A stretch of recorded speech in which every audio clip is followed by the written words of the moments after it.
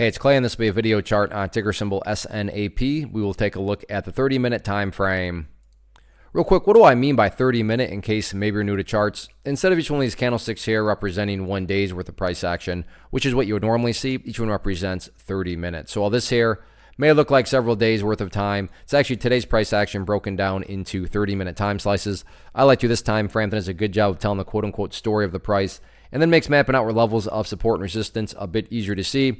Very nice movement today, not only from the price action point of view, but you look down here at the volume and well above average volume on the day. So a lot of eyeballs on this one going forward. So let's map out some areas of support, and then we can talk levels of resistance. So the first level of support is what I would call the ideal level. And we say, hey, Clay, what would make this chart look the absolute strongest? And that would be if the price could stay up there above $15.60. Now, don't get me wrong.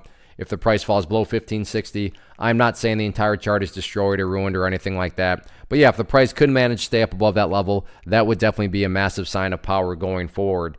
Taking a step back and looking at all this from the bigger picture point of view, that is where the purple line there comes into play, the 50-period simple moving average. Keyword being moving. So as time goes by, that line is going to move itself higher and higher. So a very basic yet highly effective way to judge the health of the move, that right there being defined as the move. Just watch that purple line. As long as the price stays above that line, as the line itself moves higher and higher, then the bulls are in full health, the bulls are in full control. However you can best visualize that, that is what is being represented. Again, yeah, staying up here above 1660 would be great, but from the grand scheme of it all, as long as the price is above that purple line, the bulls 100% own the chart.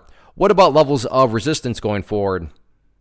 For this, going to have to squeeze down the chart here. So it'll get a little bit more difficult to see, but this is a good problem to have when you have to go back into the chart's history like this. Just goes to show that it's been a while since the price has been up this high.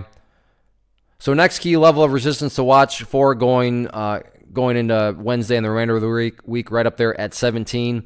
And then if the price can push up through 17, next key level after that, up there at $17.20. So next couple of key battleground 17 and then 17.20. All in all, though, any way you look at it, great movement today, great volume. Now going forward, it's just a question of can the price continue to build upon this momentum? Let's see what happens.